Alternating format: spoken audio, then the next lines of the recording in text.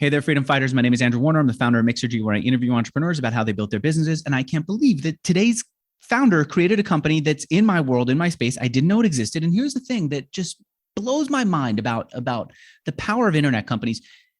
It's a fantastically successful company with a model that just makes sense and a business that's just, it's clear. How did I not know that it existed? And how could so many of these businesses exist? And it's kind of inspiring to know that this is possible. All right. Sean Rubel is the founder of VectEasy. It's a freemium marketplace for creatives where they offer stock photos, vector graphics, and stock video footage. He didn't think of himself as an entrepreneur. He's someone who thought of himself as more of a creative type. He got into the business side of the internet business, kind of loved it, and then created this business. And the model just makes so much sense. Sean, tell me if this is the way it works.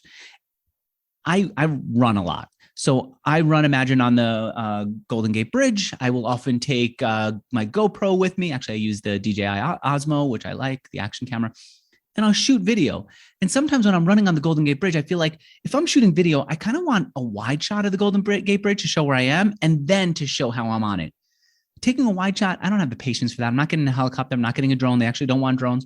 But if I go on VectEasy, I can just download that. I can use it for free as long as I give attribution. And if I don't want to give attribution, I can pay for it, right?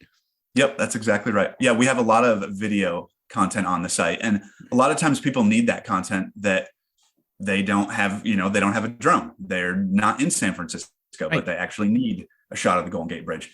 There's a million use cases for stock video footage, and we're there to provide it, whether it's paid or free. We've got a lot of it, and it's a actively growing category in our marketplace. On the flip side, I saw someone took a video of people just walking on the Golden Gate Bridge. I don't like that video, but I could see how that would be helpful. I have my camera with me. I could shoot video for 5 minutes. Actually, it's like 90 seconds is all most people need, of the Golden Gate Bridge of pedestrians walking, upload it to the site. And if I'm selected as a creative and if I'm selected as a creative, I could get paid. How do I get paid? Do I get paid when someone uses it for freemium? Yeah. So that's how we're a little unique, is that we pay out both on free and pro content. So if you share your content for free, we end up paying a split of the revenue that we make from that through advertising. So we have a pretty basic model of, hey, we know approximately how much we're earning, and we just split that 50-50 with the contributors who are sharing that content. It's a high volume game, right? So you have to have really good content that gets a massive amount of downloads to make any significant revenue that you'd be interested in. But on the flip side, if you want to give it away in our pro collection, kind of lock behind a paywall, you get paid a much higher share because we're splitting that revenue that we've received from the buyer. Because there's that free model where people have to give attribution, and a pro model where they don't give attribution and where there's a bigger collection of video files. Correct. Straight up, yeah. Marketplace makes a ton of sense. I actually see, I have to be honest with you, I have ad blockers on. I do see the ad up on the site right now. That's all right. It kind of feels like it's part of the video. And even if I didn't have ad blockers on, I don't know that I would feel that it was, oh no, there's this banner that I would notice. Okay. Yeah. I get the model. The business is doing fantastically well. I invited you here, Sean, to talk about how you did it. I should say that this interview is sponsored by 2 companies. One, SEMrush. You said that you use it. I'm curious about how. We'll talk about that later. And I should tell people if they want to use it for free, they could go to semrush.com/mixergy. If you're doing content online, you need it. And number 2, it's HostGator. If you need a good hosting company, you should go to hostgator.com/mixergy. Sean, I'm going to ask you a question that you're not going to give me the answer to, but we'll talk about it. Sure. Revenue, where are you right now? Yeah, so we haven't shared that number. We keep that pretty close wraps. I said at the start when you and I were talking before, my personality is that I like to fly under the radar a little bit.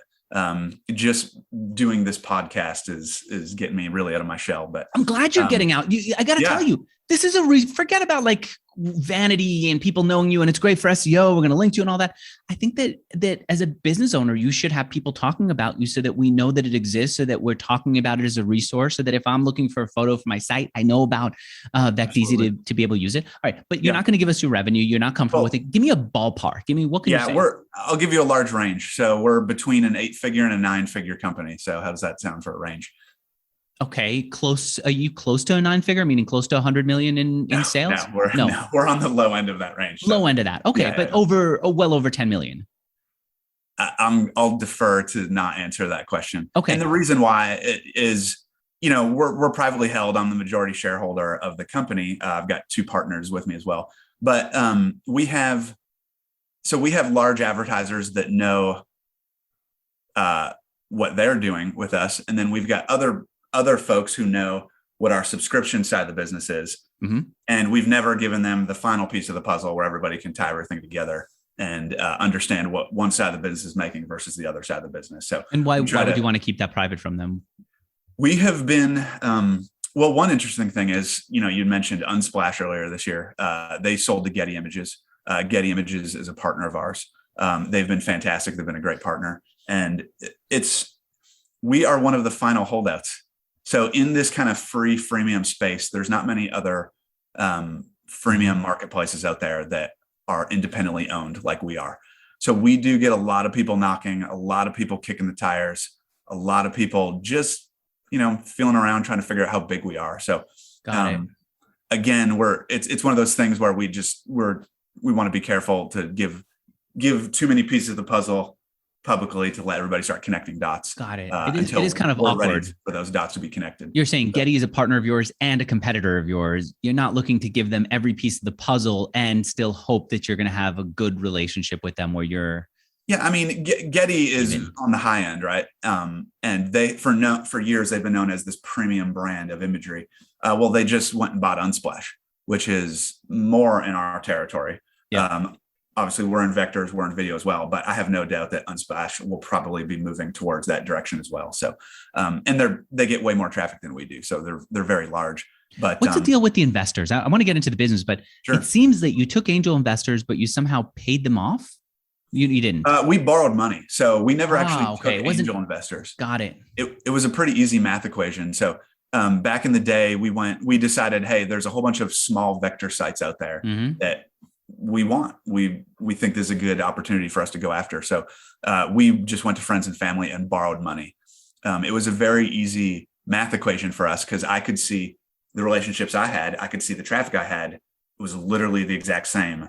And I could do some simple math to say, if we can just get our hands on these sites, we can, double, triple the revenue. Right. We're going to get into that. This is you saying, I needed money to buy other sites. I know how much money we can make with those sites. Lend me the money. We'll make the profits and I'll give it back to you. Got it. I see it. I'm blown away by a few things with your story. One is that you didn't realize how successful this business was, even when it was really growing rapidly. The other one, you said to our producer, Ari DeSarmo, you said, I was just too distracted with all these other things. Partially, maybe you didn't realize how big it was. Let's get to how sure. You came up with this idea.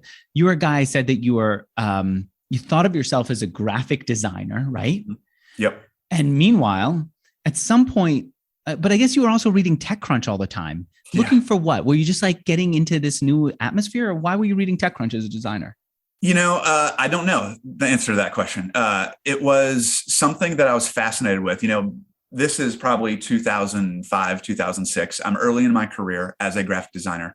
I was working for a startup, a web development startup, and I could immediately see that I was just a very small piece of the larger machine that operates, right? And that really interested me, and I wanted to be part of the larger machine, but I thought, well, I'm just a graphic designer, right? It's just a small piece. So I probably had the entrepreneurial bug or the entrepreneurial spirit from a very early age. And I immediately realized I was just kind of in this box and I wanted to break out of it. So I started to kind of expand my interests into internet marketing and things like that. Found for side hustles. Yeah. It was. What was one of the side hustles that you had when you were a graphic designer trying to dip your toe in this? Well, my first attempt at a side hustle was Brush Easy. And it worked, right? Like I stumbled across this idea that took off. Let's pause then. Sure. At that point, had you already picked up your job at Camping World and started to do affiliate marketing? You had. Yeah. So let me think back for a second. I worked 2 years as a graphic designer for a startup and then went to Camping World as a marketer. Got it. As a marketing job. And this is you saying, I see some of the business side of this internet business stuff. I'm reading TechCrunch. I'm feeling some of this. I want in it. And so you took a scary step, as you said, and you became someone on the marketing side of Camping World. And what did you learn? And this is before Brush Easy, which is the precursor to Vect Easy. Yeah. So when I got that job, I kind of freaked out because I realized I was going from looking at color and shape and form all day to just, I was in a cubicle farm staring at spreadsheets and numbers, and I was not a numbers guy. So I needed this kind of creative outlet. So literally from like the first week I started at Camping World, I'd come home at night and just tinker in Photoshop and design the product that I felt needed to exist. So I designed Brush Easy and launched it. What was the idea behind Brush Easy? It was really just to scratch an itch of, let me try to build a thing that people can use and I can make a buck from. And the thing was brushes for Photoshop. Yeah, Photoshop brushes. Photoshop brushes. You said I personally need it, but more importantly, I need to find something to sell. If I know how to make these brushes, I could sell it. How did that business go? Yeah, it was really an advertising business, right? So I was thinking, what content are people looking for that I can rank in Google for and sell banners? So I was just trying to make, $50, $100, $500 a month in display banners. Free brushes, display banners. One of the things you told our producer was that you got into Facebook ads early and it was just like printing money. Yeah. So I started, so I had this website that just started getting traffic and I started exploring the idea of affiliate marketing. I was at Camping World, the affiliate marketing manager. So the question you asked was, how did Camping World allow me to kind of see this? What it did was it allowed me to connect the dots and really understand how the affiliate space works, how affiliate marketing works. I'd be staring at spreadsheets where I could see, okay, we owe some affiliate $10,000. And I think, well, what do we owe this guy $10,000 for? And I realized, oh, he's just got a banner. This one banner pays $10,000. And I'd say, oh, he gets a ton of traffic. Oh, this is a major company. And it just helped me kind of walk through that entire process. So I started tinkering in affiliate marketing. And right around that time, Facebook had launched what they called flyers. It wasn't even called advertising yet. They called it flyers. So I get my credit card out and I go through and build a few ads for some affiliate marketing company. Back in the day, there was this company that was looking for high school athletes. So if you think back to the time, MySpace was still kind of a thing and Facebook was up and coming and MySpace was on the way down. And there were all these other social networks popping up, a lot of VC money moving into this new opportunity. So there was a social network for high school athletes and they were paying like $1 on an email submit. And I went through and like built a flyer on Facebook of like, hey, are you a 16-year-old or 18-year-old football player in Bowling Green, Kentucky, looking to get noticed by college recruiters? Just enter your email address and build your profile. And, the first day I like maxed out my credit card. I spent like $500 and made like $1,000. And I was like, oh man, there's something here. So then I just went to town building Facebook ads for years.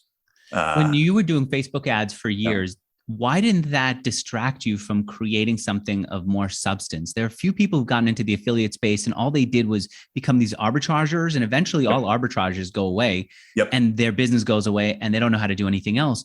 How did you still get into selling brushes and other content?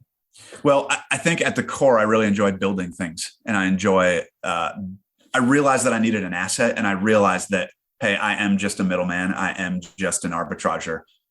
And this is great right now, but it's going to go away. And for years, I watched that go away. It took a while as big advertisers moved into Facebook. So I knew that I really needed an asset to work on.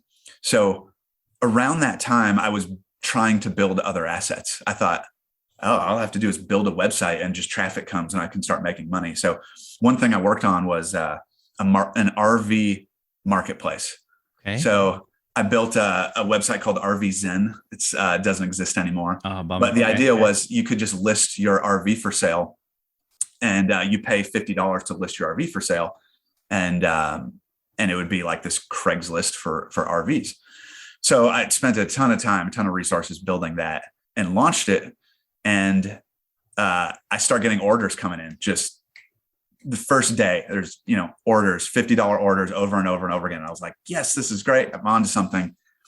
And then 3 days later, my phone starts ringing. And it's like this little old lady on the other end of the phone. She says, hi, I got a charge on my credit card for RV Zen. And I said, yeah, are you selling an RV? And she says, nope. And I was like, uh-oh, what's going on here? And I realized it was just fraud city, scammers. What were they doing? They would upload a fake listing and pay for it on a stolen credit card, trying to get an interested buyer to apply to the ad, reply to the ad, and then essentially get a conversation going and get them to wire money.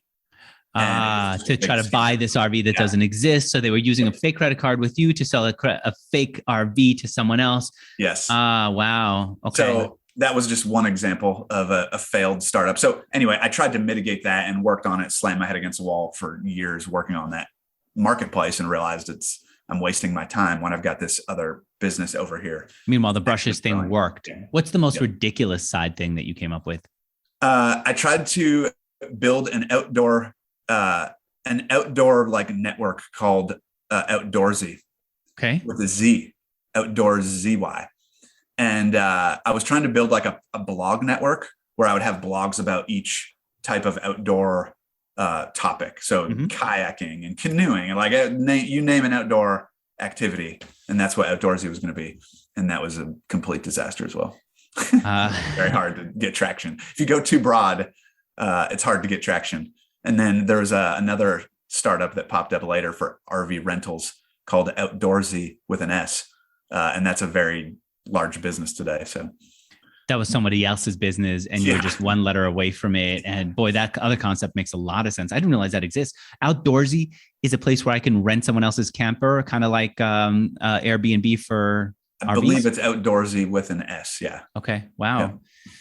All right. I see what you were messing around with. I see how all of this makes sense. I then see how you're using a lot of what you learned on your job at Camping World.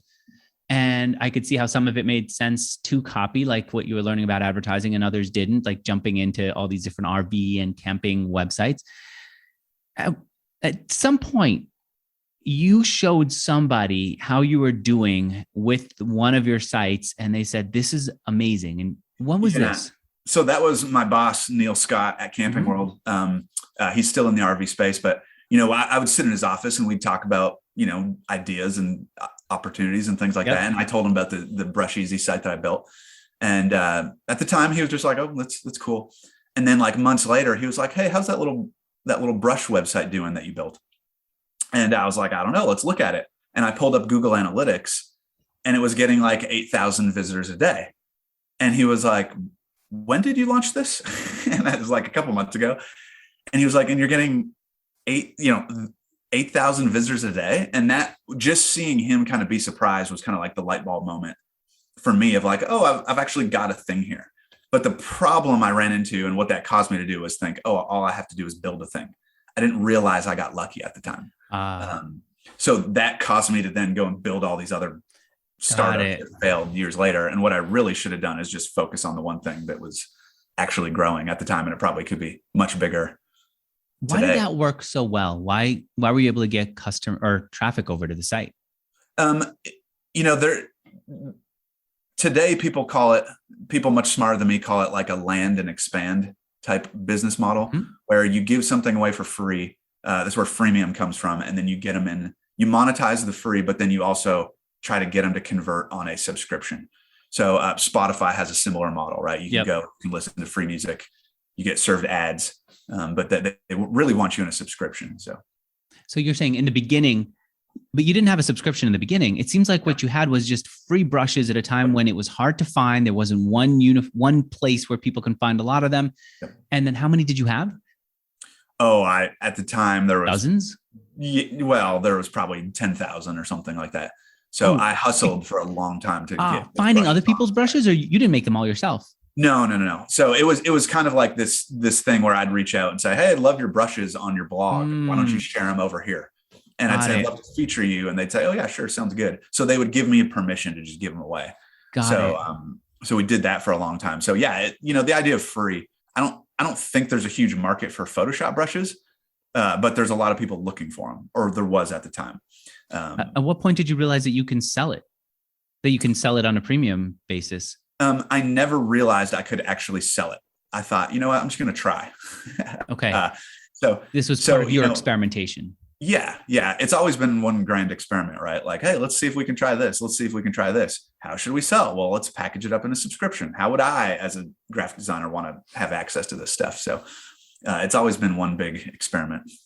You know what? So I'm looking at the Internet Archive. I see the 2007 version of the site. There are two things that stand out. Number one, the slogan underneath it is "Brush Easy."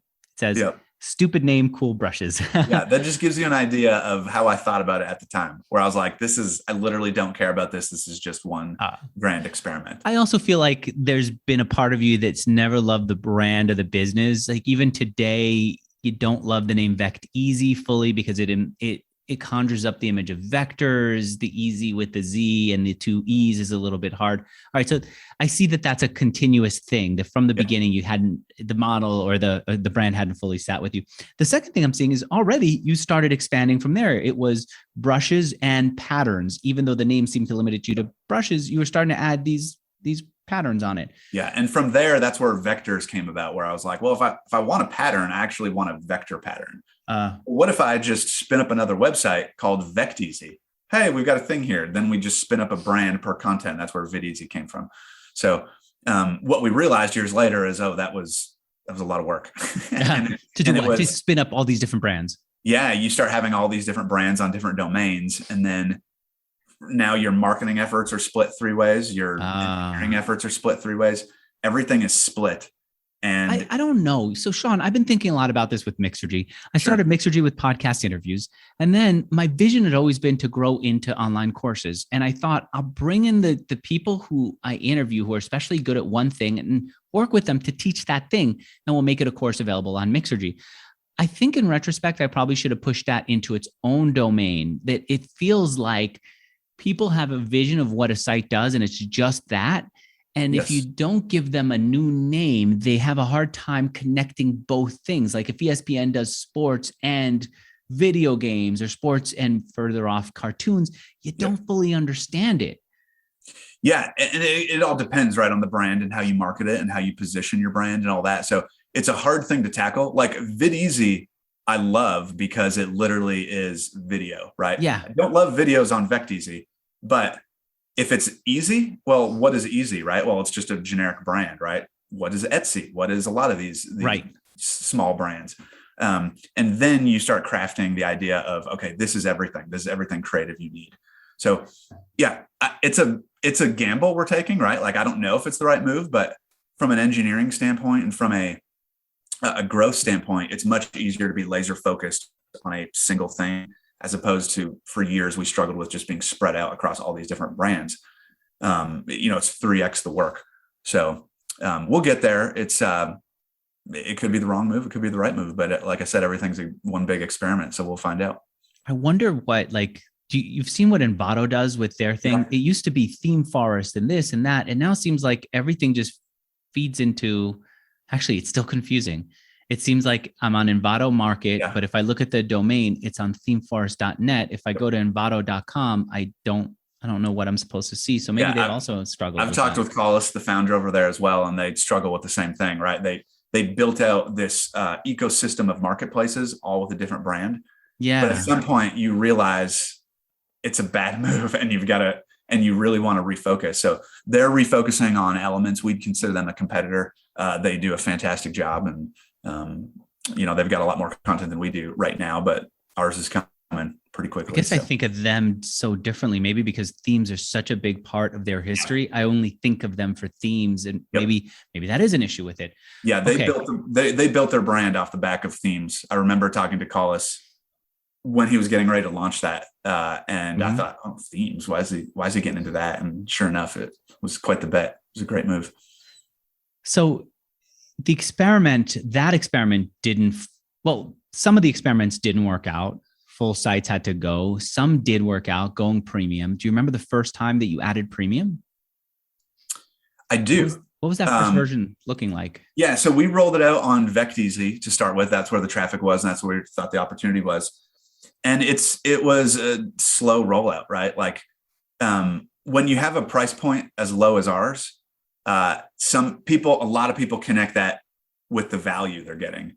of, oh, it's cheap and there's not much here, so I'm not going to pay that much. So our whole mission objective the whole time has been to pack as much value as we can into this $14 a month subscription, just like a Netflix, right? They're creating content, producing content, trying to make it as value as possible. So you literally never want to unsubscribe. So when we first launched, yeah, you get subscribers sign up, but we didn't know how to market it, right? We didn't know how to, adjust our product and craft our product to lead people into the subscription.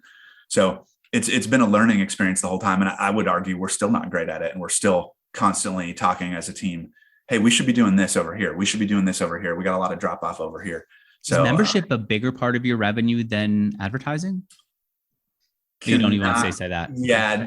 Don't want to talk about that specifically, but it is the fastest growing piece of our business. And it's what a huge part of our focus is on right now. So it's growing very, very quickly.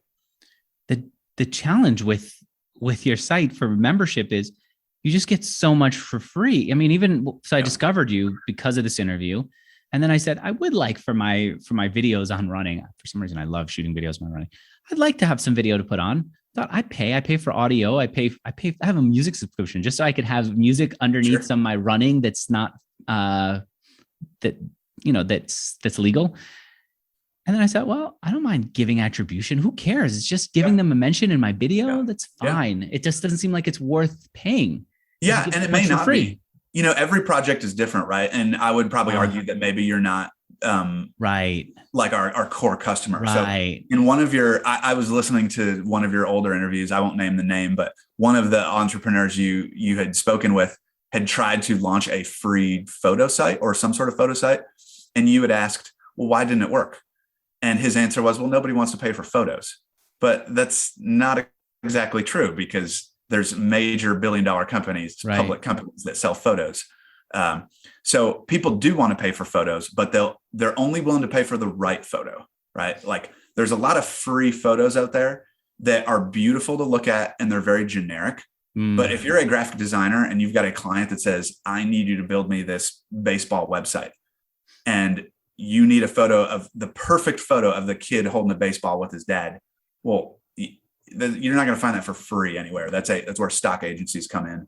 And there's a lot of specific need. So it's really like the long tail.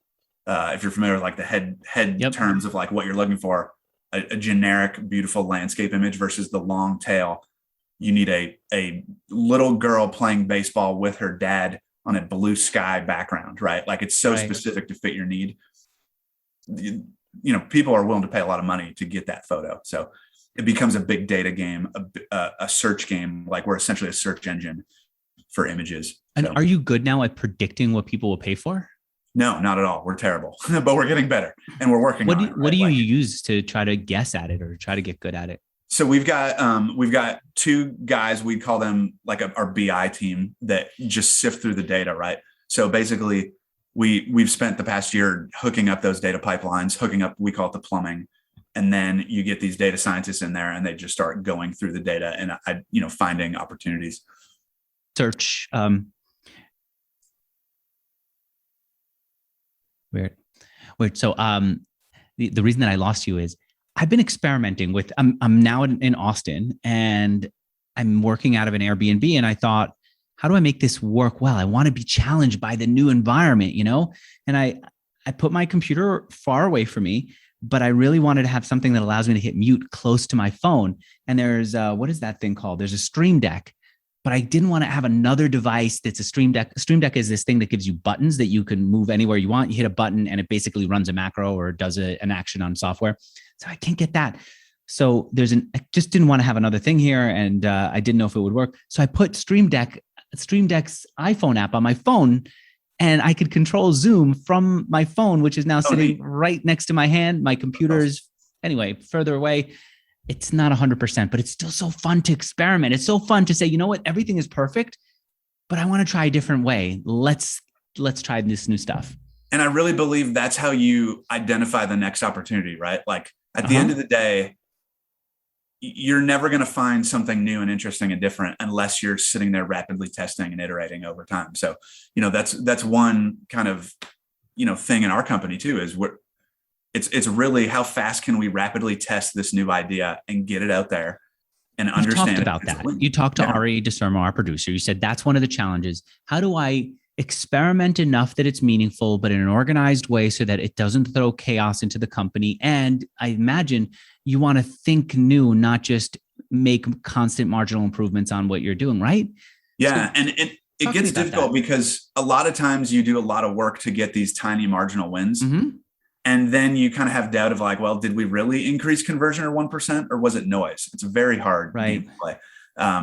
And so then what you start doing is you're looking for big swings, right? Big wins, where you're not just testing the copy on a page or the color of a button.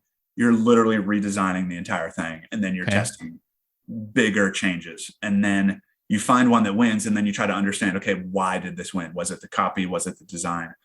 And I don't claim to be a split testing expert, but it's just one of those things that to be successful, you've got to have the right framework set up to do that over and over and over again. So you get a million failures and then you end up finding the wins. Before you figured this out, what's an example of how you were doing it wrong? You know what? Let's take a moment and pause, right? Sure. My first sponsor is SEMrush. You and I have talked about how traffic is important to you. You do a lot of good search engine optimization. You're a customer of SEMrush. Why do you use SEMrush? What's a good use for SEMrush? Love SEMrush. So we're constantly looking at, key pages, key categories on our website, understanding what happens to those pages when we make changes organically. So we do a lot of rank tracking with SEMrush, and it helps us understand, okay, where are we showing up in Google search results? And we made this change last month here, and I'll look at here, they're tracking our progress. Sometimes it goes the right way, sometimes it goes the wrong way. But meaning you might say it's important for us to rank high for water photos because a lot of people are looking for photos of water. You'll check SEMrush to see where you're ranking now, make changes to the site. And if your ranking goes down, you realize the change you made is wrong. If it goes up, it's improved. And that's what you do. Yes. And that's very hard. It's kind of a general directional change. It's very hard to split test Google organic SEO traffic. The feedback loop is just so slow. Okay. So SEMrush kind of gives you a directional idea of how we're doing. And then we're constantly, with competitor analysis and things like that. Our industry is very competitive. We want to make sure we're tracking and watching all these other websites. What can you see through search engine optimization tools like SEMrush that helps you understand what your competitors are doing? What are you looking at? What are you looking for? It's called visibility is a key metric. So the idea of if they're appearing in Google, they're probably getting more traffic. So SEMrush has a great visibility chart we keep tabs on. So you could look at Vecteezy's visibility. You could look at all these other websites' visibility and get an idea and the lay of the land of like, okay, this is the biggest, this is the smallest, and here's everything in between. Overall space. And can you see what the biggest is doing well that you can learn from and add to your site? Sure. Yeah. I mean, it's directional, right? So you can get a sense for size of, hey, we think they're probably getting 1 million visitors a month. Okay. Why are they getting 1 million visitors a month? And then you start peeling back the layers and figuring it out. I do love that I just get to dig in and understand what they're doing and then see this stuff that stands out. And the woman who introduced me to SEMrush, she started off just being a social media manager at a company. And it was, I think, competing with Michelin, and they were doing well. And she wanted to do social media better. And so she signed up for SEMrush. And then through that, she did better. And then she discovered SEO wasn't as hard as she thought. And she improved. Do you do any of those other tools, the search engine marketing, the social media, or is it mostly SEO for you with them? So we do have some marketing folks on the team. We have a small marketing team, and we're starting to get back into the social media game. For years, we've kind of ignored it. And now we've kind of realized, hey, we need to be on our game. So Instagram has been the first kind of social media platform that we've started to focus on. So really proud of the progress. At the start of the year, we only had a couple thousand followers on Instagram, and we're going to cross 100,000 before the end of the year. So the team is crushing it on Instagram at the moment. That's the Vecteezy handle on Instagram. I'm going to look right now. Yeah. Instagram. Sure. All right. I should say anyone who wants to use it for free. I've got a discount code and a URL. The URL is super long. They don't usually do this, but they're going to let you use it for free. And instead of you having to type in this long discount code, I created a redirect for my site to let you use it. It's available for a limited time. Every once in a while, they get to advertise with me. They bought actually 12 ads for this year. We run the ad. the free goes out and then they cancel it and then we'd run it again. So anyway, if you want to do it, jump on it now before it goes away, or else you have to wait for me to randomly do it again next month. Here's the URL. Go to mixergy.com/semrush, mixergy.com, mixergy.com/semrush, SEMRUSH. When you do that, you're going to get to use it for free for a limited time. Go right now. Oh, these images are good. Oh, I see. It's not just good images. It's also 4 painful truth videographers deal with daily. And then you've got these things that we all relate to for videographers. I see what you're doing on Instagram. I mean, I'm seeing a little bit of it. All right, let's go back then to Brush Easy was starting to do well. And you were saying, I want to do more experiments and do it in a right way. When you weren't doing it right, can you give me an example of a problem that you encountered? Yeah, I mean, there's been problems all along the way. I mean, it's just running a business and trying to grow, as you know, is just a roller coaster of wins and losses. How about specifically with these experiments? Because your experiments have worked, but I could see that you were also all over the place at one point. Yeah, I mean, with the experiment specifically, you have way more losses than you do wins, right? Like it's a constant failure. So you just have to get used to failing and get good at failing as quickly as possible. In terms of building the business, I can't sit here and tell you, oh, we split tested our way to success where we are right now. In the early days, the tech stack was terrible. We had to rebuild all that, right? The engineering, there was no engineers, right? And it wasn't until Adam, our CTO, came in and saved me and helped me build out he helped build out a fantastic engineering team. So it's just, it's little steps along the way, little decisions along the way to build a big foundation to then scale. Okay. All right. Let's talk about the issue that you had with your site. Brush Easy was hacked. Mixergy in the early days was hacked. I got Viagra ads all over the site. People thought I was legitimately promoting Viagra. Yeah. What was your issue? Okay. So I'll go back and talk about the start of how the business started. So, I had made the decision, hey, I want to have my own website. I want to make some money. Mm-hmm. So I went on a site back in the day where you went to hire programmers called SitePoint. And I found some sort of, some programmer that said, sure, I can build that for you. And I went back and forth with them and he built it in PHP. And then I said, okay, I have this site programmed. I need somebody to host it. And I reached out to a friend of mine. He was a mutual friend at the time. And I said, hey, I heard you're into hosting websites. And he said, sure, love to host it for you. So he hosted it and we started working together that way. And one night I came home from work and pulled up the website to start working on it. And it redirected to a very awful website. The image is burned porn in my site mind to this day. Yes, but even worse than that. Oh, wow. Okay. All right. It wasn't just adult content. It was the most vulgar thing you could try to ever imagine. So I immediately freaked out and started messaging my programmer who was asleep at the time. He lived in Germany. And I thought, there's been a terrible problem. We got to fix this. So I don't remember much about the next 24 hours. Other than the next day, I talked to him and he said, okay, so I've spent the last 10 hours going through every folder on my server to make sure that, there was no backdoors to all my other clients' websites. Wow. And he said, I think we're good. But he said, here's the deal. I will not host this website for you anymore unless you let me reprogram it. And I was like, sure, whatever you say. I want the site back up. So he said, pay me some money and I'll reprogram for you this week. It was, super simple. And he recoded it in Rails 1.0. Rails had just come out and he reprogrammed it. And it turns out that he was a fantastic engineer. And I got to know him over the next couple of years. We worked back and forth and I just became a client of his. And I would say, hey, let's build this feature. And he'd say, okay, here you go. Here's an invoice. And we just worked together that way. So yeah, in the early days, that's how I kind of built the site, was with his help. And now he's a senior engineer on our team. And is one of our heavy lifters. So he's fantastic. So what did the site do in the beginning? When I look at it, it seems like it could have just been a WordPress site. In fact, I thought it was one of the blogging companies that was a precursor to WordPress. I thought it was using that. What did it have that was so fancy that you needed to build your own site for it? Literally nothing, right? It literally just had upload a zip file and download a zip file. And it was just flat HTML is what it had in the beginning. Yeah, I don't know if it would be considered flat HTML, but it was a very basic Why didn't you use WordPress or what was it, LiveJournal or any of those other things? Was it just that they weren't considered back in I didn't 2005? know any better, right? So I had this guy who I thought was a fantastic engineer. He said, "Hey, let me rebuild this for you." And I said, "Okay." And I looked at the cost and said, "Yeah, that sounds good."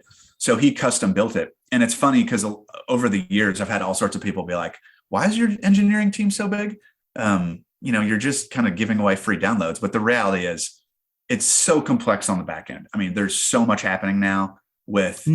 Back then it was just pages with ads on them. Today there's got to be something that keeps track of who's on the site, of whose content is where. Okay, got it. We're tracking literally everything. So okay, Brush Easy was the first site. Vect Easy became the second site, right? Yep. And then where did you go from there? So when we launched Vect Easy again with the same programmer, I launched it and I had some content on there. And on a Friday night, I'll never forget, I submitted it to dig.com. And I woke up the next morning to just a stream of messages from my developer saying, "I've been trying to keep the site up all night. It got on the homepage of Dig and it was crashing our servers." So at the time, there was no like Cloudflare. There was nothing to like help manage load like that. So he sat there and managed load for hours while Dig just like crushed our site with. Wow. And from that kind of tipping point, we got a ton of bookmarks. Delicious was a thing back then. Right. People bookmarking and coming back to us. So I still talk to people today and they're like, "Oh, you're the Vect Easy guy. I love that site. I've been using it for years." And they found you on Dig. Yeah. That was a huge. Dig was huge. Yeah. It was all for people. We went to number one.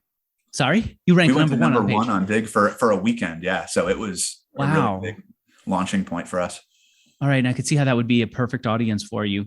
All right. The business is building up. At some point you started to tell us that you thought, "I think there are other sites out there. I think I could buy them." Before we get into buying the other sites, what point did you realize all the other sites you were building that are not one of these easy type sites, you need to let go of them? When did you say, "I've got something here. I got to focus"? Yeah.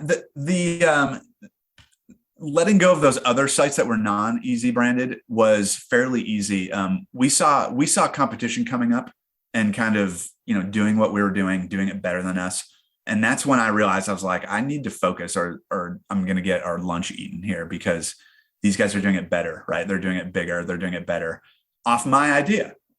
So that was around the time when I was like, okay, I need to focus. And that's when I got rid of all the other junk. When I say junk, I mean outdoor related sites and things, in a totally different industry. Yep.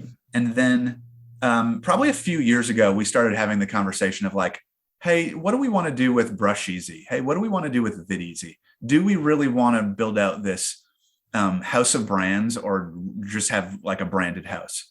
And, we made the decision to do the branded house and really build that house as big as we can make it. So it's not unique. There's a lot of companies doing that. So yeah, it was probably a few years ago, we started hiring people much smarter than me that come in and ask questions. Hey, why are we doing this? And you're like, "Oh, good question. Let's talk about it." Why didn't you go with the Easy name instead of Vect Easy? It seems like Easy encompasses all the other sites: Brush Easy, Theme Easy, Vid Easy. Yeah. So I touched on this at the beginning, but if you think about what's required, we would take 4 domains and merge them into a single domain.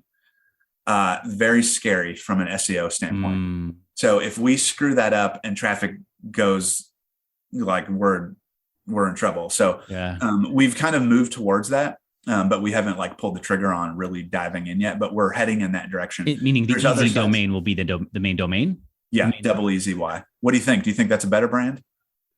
I do. I'm a little concerned about people spelling it like the word easy. Yes. Yep.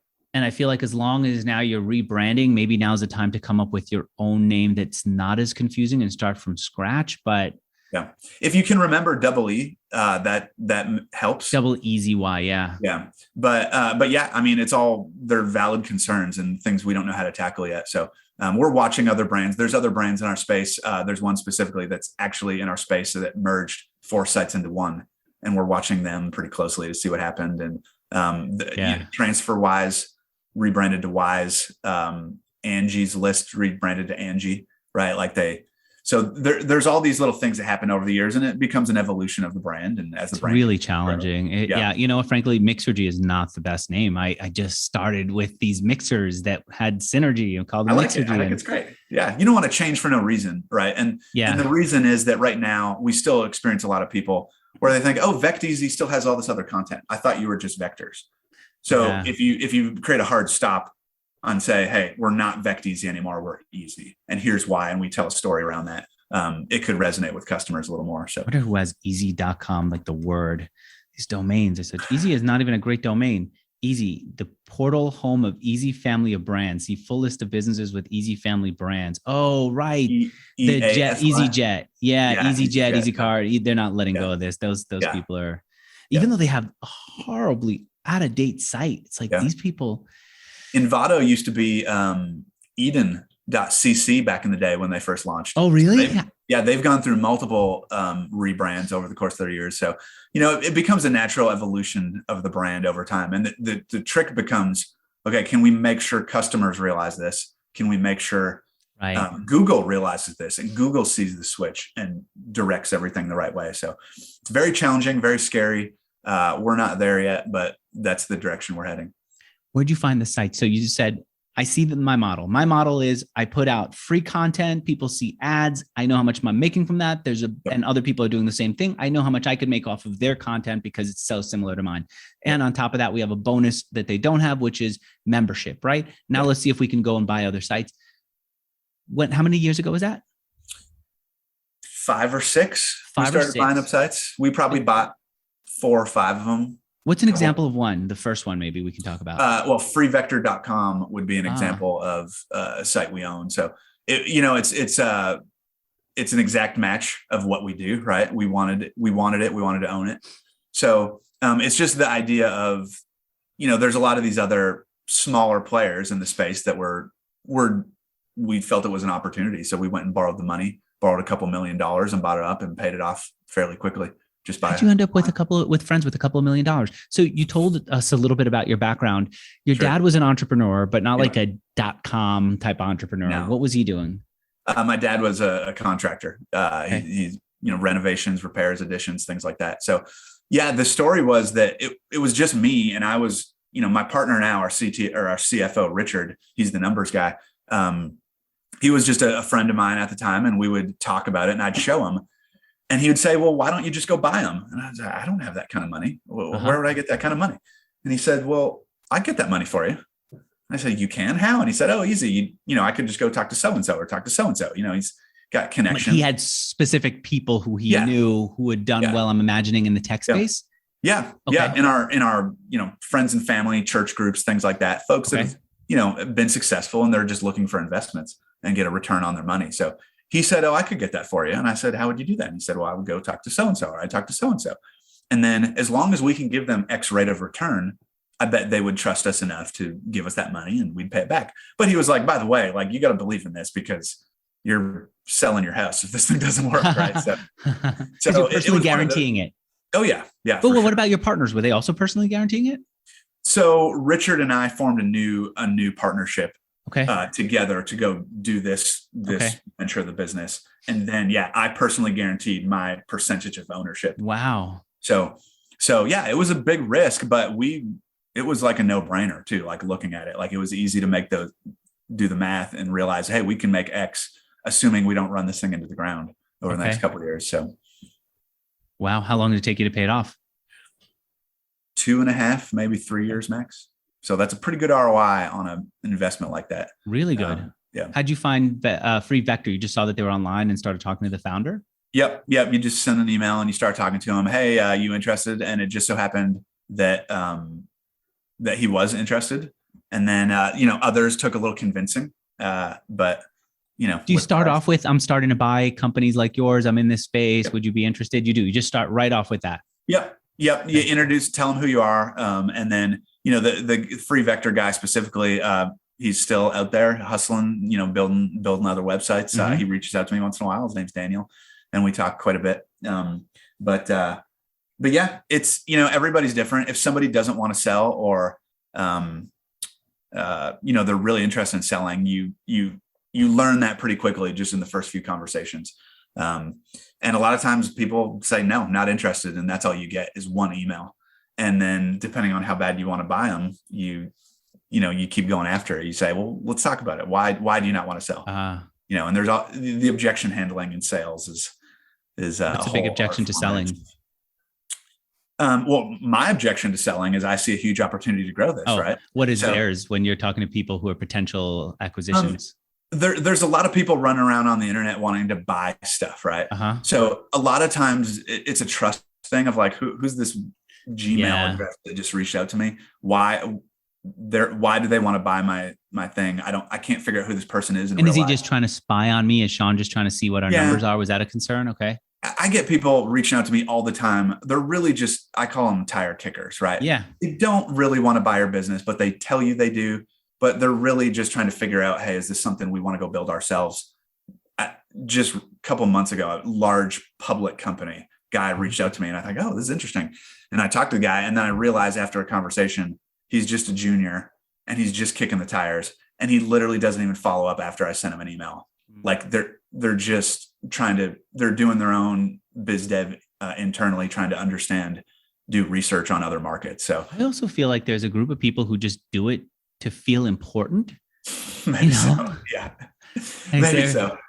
Maybe they're buying, maybe not. The guys that reach out to me, I get a lot of people that reach out and I can tell pretty quickly, okay, I probably should give this person my time. They're at a large public company. I can see who they are, what they're doing.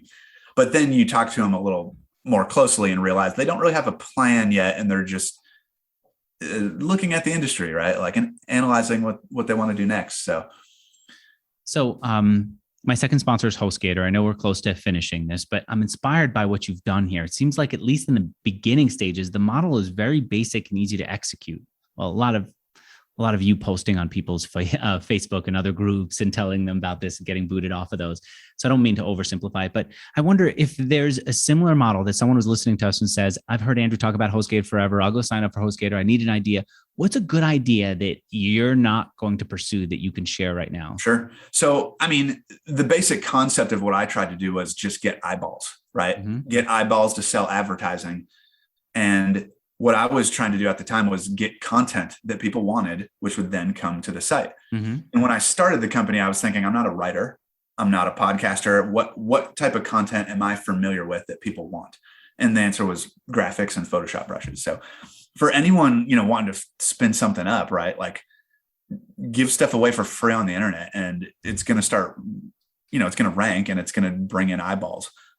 If you build it right, if you have any sort of product chops to get something out there that the world wants. If you build a crappy product, people aren't coming to your site. I think of what's still available right now for free that somebody could even aggregate. I've thought a lot about that too. I used to think about that back in the day when I was spinning up more easy sites. Haven't thought about it much anymore, but one thing is, the concept of digital downloads, right? So anything that you have no cost of goods, right? Like you create it once and you sell it over and over and over and over and over again. That's is a fantastic thing. So, I've looked into house plans, and things like that.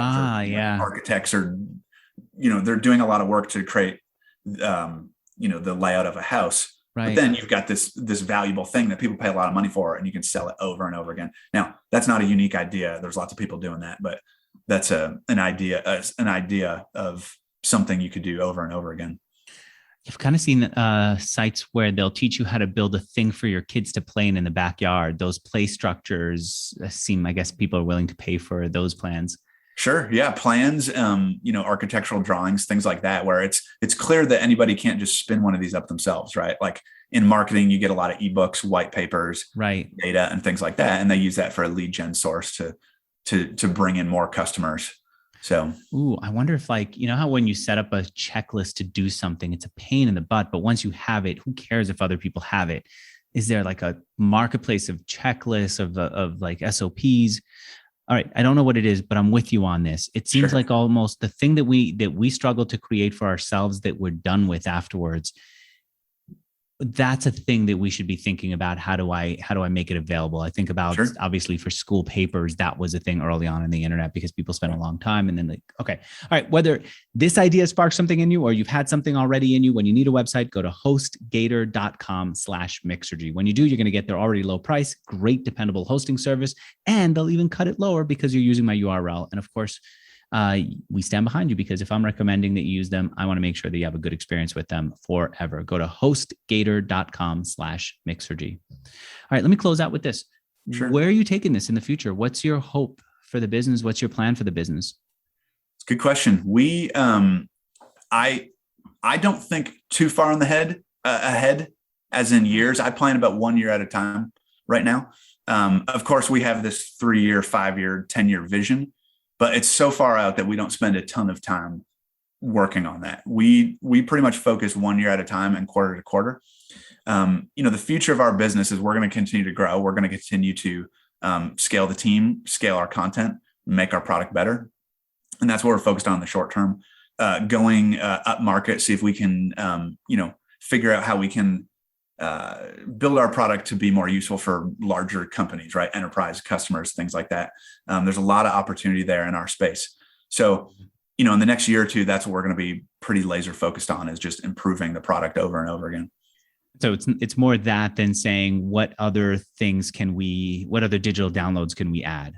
Yeah. Expanding our content offering, breadth and depth. You think you might go into GIFs, for example, or other type of downloadables?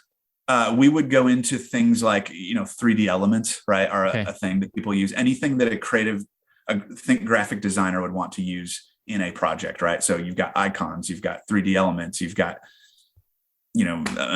PNG images, with transparent backgrounds. There's a million different things like that we could go after. All right. And you do every year, imagining around New Year, you sit down, you say what your goal is for the year? Yeah. So we meet quarterly as our middle management team. We call it the Rock Habits team. We follow this book right here called Scaling Up by Vern Harnish. I don't know if you can see it. And the meeting rhythms and cadences are all around quarterly planning and annual planning, and then 3 to 5 year initiatives. So we meet quarterly and talk about the concept of big rocks, right? If you heard that analogy of like the teacher that stands up in front of a classroom and says, "Okay, kids," and he puts a bunch of big rocks in the jar and says, "Is the jar full?" And they say, "Yeah." Well, then you put smaller rocks in the jar and they say, "Is this jar full now?" And they say, "Yeah." And they put water in and sand. And the concept there is that what are the big rocks that have to go in the jar, right? What are the big things we need to go work on to push the company forward? So we sit around each quarter and talk about that on a quarterly basis. And then again, like you said, in December, we start thinking, okay, what are the big rocks, big initiatives we're going to start working towards in the new year?